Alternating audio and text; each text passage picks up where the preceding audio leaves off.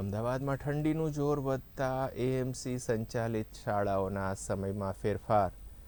સ્કૂલોની સવારની પાળી અને બપોરની પાળીના સમયમાં કરાયો ફેરફાર. તારીખ 15 જાન્યુઆરી સુધી શાળાનો સમય 7:55નો કરાયો. શહેરની 451 શાળાઓમાં સમયના ફેરફાર. વાલીઓની રજૂઆતને પગલે લેવાયો નિર્ણય. વિદ્યાર્થીઓના અભ્યાસને અસર ન થાય તે રીતે અમલ. તો ઠંડીનું જોર વધતા અમદાવાદ મ્યુનિસિપલ કોર્પોરેશન સંચાલિત શાળાઓના સમયમાં ફેરફાર કરાયો છે.